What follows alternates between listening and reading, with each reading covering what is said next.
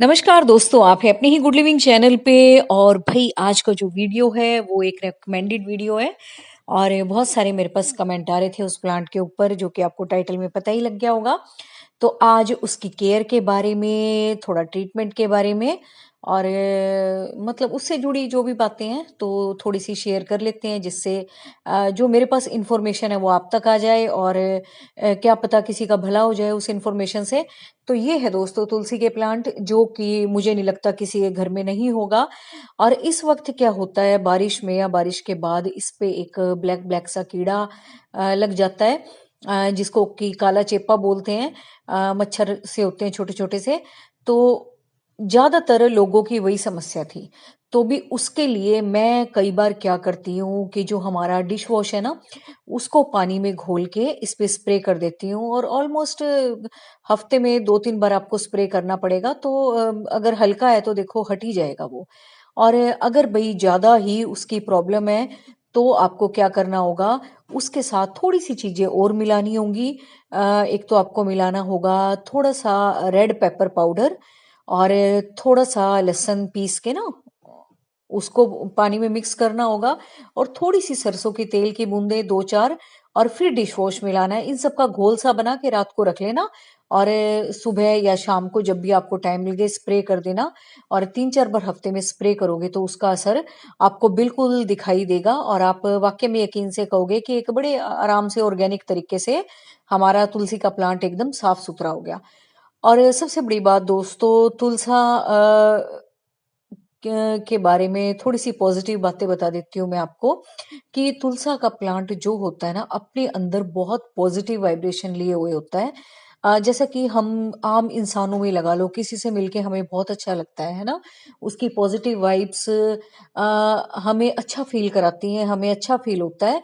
चाहे हम उससे बात करें ना करें, लेकिन उन किसी बंदे में से वो वाइब्रेशन निकलती है ना, तो हमें बड़ा अच्छा लगता है। इसी तरीके से कुछ पौधे हमारे इस तरीके के हैं कि जिनके घर में होने से पॉजिटिव वाइब्रेशन रिलीज होती है, और जिससे कि आसपास का वातावरण बहुत खुशनुमा हो जाता है और बहुत ऑक्सीडाइज हो जाता है। जिससे कि एनर्जी लेवल भी बढ़ता है वहाँ आसपास में रहने वाले लोगों का।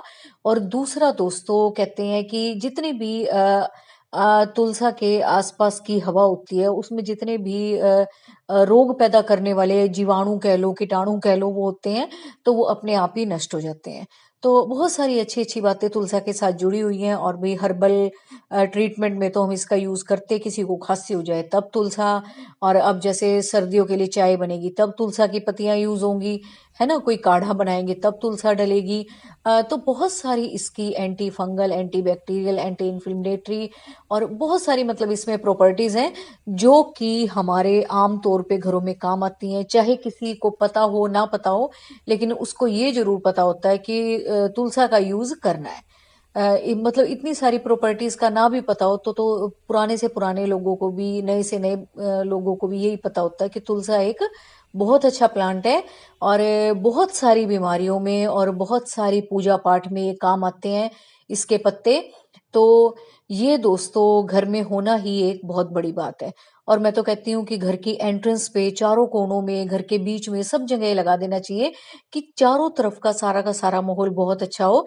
और जब भी हम घर में एंटर करें तो एक पॉजिटिव वाइब के साथ करें। हमारे एंट्रेंस का एरिया ही इतना पॉजिटिव हो कि वाकई में ही एक बड़ा अच्छा सा एनवायरनमेंट पैदा हो जाए, बड़ा ही एक पॉजिटिव सा। तो ये थी इससे कुछ जुड़ी हुई बातें। और भी आप गूगल पे सर्च कर लेना, आपको और भी अच्छा लगेगा अगर आपके पास प्लांट है। और कुछ प्लांट दोस्तों, चाहे हमें उनके बारे में देखो अच्छी जानकारी हो ना हो, लेकिन जब हम उनके बारे में पॉजिटिव बातें सुनते हैं तो हमें बड़ी खुशी होती है कि अरे ये तो मेरे पास है ना, ऐसा होता है। और वैसे छोटी मोटी बातें तो देखो सबको पता ही है तुलसा जी के बारे में, लेकिन अगर और भी अच्छी बातें पता लग जाए तो और भी ज्यादा मान सम्मान उस पौधे के लिए बढ़ जाता है हमारा। तो ट्रीटमेंट मैंने आपको बता दिया, एक बार वो करके देख लेना। इसके बारे में अच्छी अच्छी बातें भी बता दी। अब चलते हैं इसको उगाने के तरीके के बारे में। तो अभी तुलसा जी को आप कैसे उगा सकते हो इसके ऊपर, अभी तो देखो फ्लावर्स आया नहीं है। तुलसा मैं क्योंकि कटाई छटाई इसकी करती रहती हूँ, क्योंकि अगर वो फ्लावर सा बन जाए ना, फिर मतलब मैच्योरिटी सी आने लग जाती है तुलसा में, फिर फैलती भी नहीं है। तो वो मैं टाइमली इसकी कटाई छटाई करती रहती हूँ। तो इसमें आपको क्या करना है कि जब देखो, अगर आपने बीज बनाना है तो एक आध आप स्टेम छोड़ सकते हैं जिसपे कि वो फूल आ रहा है, अगर वाकई में आपको बीज चाहिए।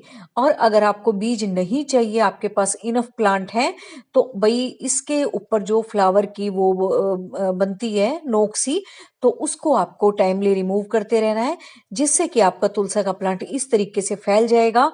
और जब आप एक जगह से हल्का सा कट मारोगे तो वहां से 2 या 3 ब्रांचेस तो कम से कम निकलेंगी, जिससे ही ये पौधा ज्यादा हरा भरा होता है। और अगर आप उसको छोड़ दोगे तो उसकी ग्रोथ, वो जो फूल सा आता है, उसकी ग्रोथ वहीं रुक जाएगी, उसी में ही इसका बीज बनता है। तो अगर आप चाहो, आपको बीज चाहिए तो 1-2 स्टेम छोड़ दो, बाकी को हटा दो। और नहीं तो नहीं बीज चाहिए तो फिर आप इसको टाइमली कट करते रहो, फिर आप देखना आपका पौधा रोग मुक्त भी रहेगा, और दूसरा आपका पौधा फैलेगा भी ज्यादा, हरा भरा भी खूब रहेगा। तो सारी की सारी बातें हो गई हैं। अब आते हैं इसकी आपको केयर कैसे करनी है। तो भी तुलसा के पौधे को अच्छी छनी हुई धूप पसंद आती है, ज्यादा गर्मी में तो फिर हम छाया ऐसे में उठा के रख देते हैं, लेकिन अब की जो सर्दियों की धूप है इसको बहुत अच्छी लगती है। और अगर आप टाइमली इसकी गुड़ाई करते रहें, क्योंकि इसकी मिट्टी के अंदर तक भी सनरेज जाती है ना, तो अगर कोई भी फंगस वाले बैक्टीरिया हैं या कोई भी ऐसे जीवाणु हैं जो पौधे को खराब कर सकते हैं, या अच्छी खासी एरिएशन के लिए भी आपको इसकी गुड़ाई करना जरूरी है। जब आपका दिल करे तब आप कर दे, महीने में एक बार। और अगर आपके पास खाद वगैरह अवेलेबल है वो दे दे तो और भी अच्छा हो जाएगा आपका प्लांट।